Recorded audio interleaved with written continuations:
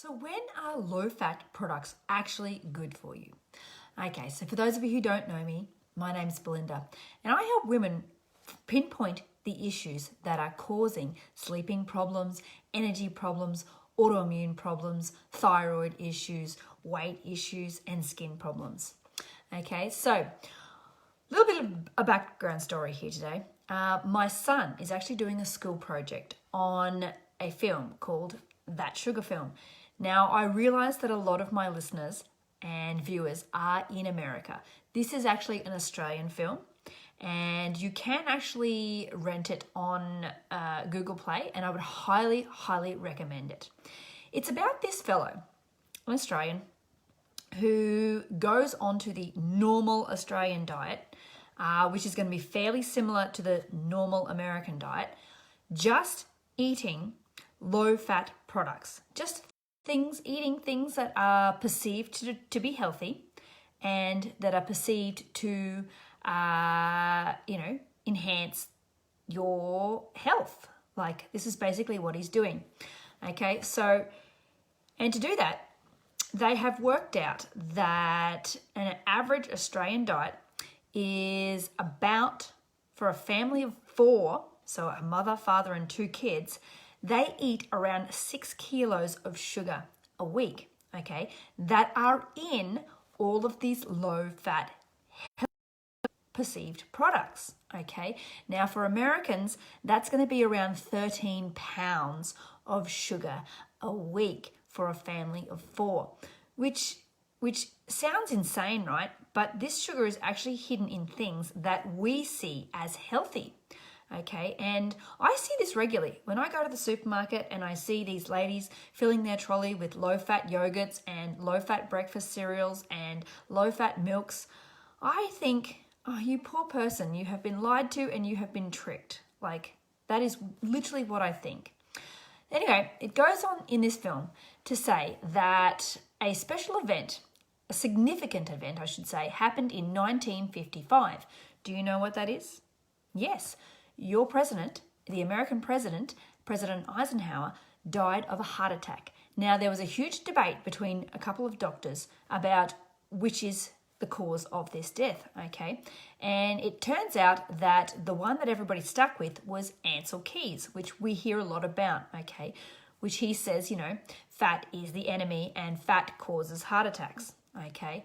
So this had changes in our dietary requirements, okay? We actually started to see a lot of low-fat things. And when we saw the low-fat things, the sugar content rose, okay? Now, when we see this, there are several different sugars that you need to be aware of. There's glucose. Glucose is, okay, I'll explain glucose. Glucose is the sugar from breads and pastas and things that your body actually turns into sugar in your system, okay? So it doesn't taste sweet, it's just how your body chemically changes it within your system, okay? There's lactose, which you get from milk and yogurt and cheeses and things like that, and then there's sucrose.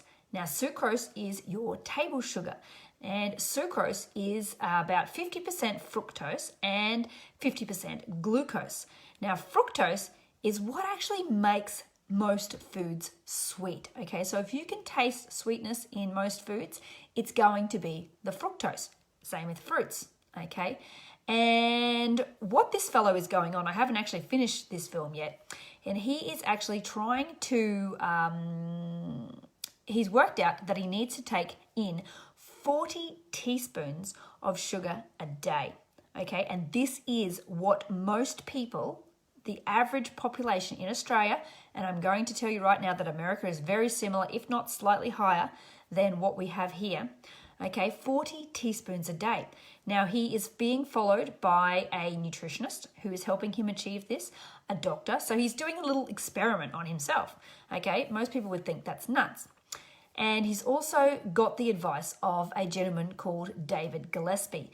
Now, if you haven't read David Gillespie's books, I highly recommend it. The 2 most popular ones are Sweet Poison, which is obviously going to be about sugar, and Toxic Oils, okay? So he does a lot of research into different things in health. He's not actually, I think he's like a lawyer or an accountant or something crazy. It's just off his own back, like me, finding the truth behind things. Anyway, this guy, he literally just poured cereal just right into his bowl, okay, and he put yogurt in it and had a glass of apple juice, all low fat, and with that one meal, with that one breakfast, he worked out is 20 teaspoons of sugar, okay? That's like half of the sugar that he needs to achieve for the day. So, when you think about a whole family eating 6 kilos of sugar per week on average, 13 pounds on average, it's really not that hard to achieve with all of the hidden sugars that we come into contact with. It's nuts. So anyway, I haven't actually finished watching the film, so I'll keep you updated. But towards the end of it, he's had his glucose test done, and his doctor has checked his liver and checked his pancreas and checked for diabetes and things like that.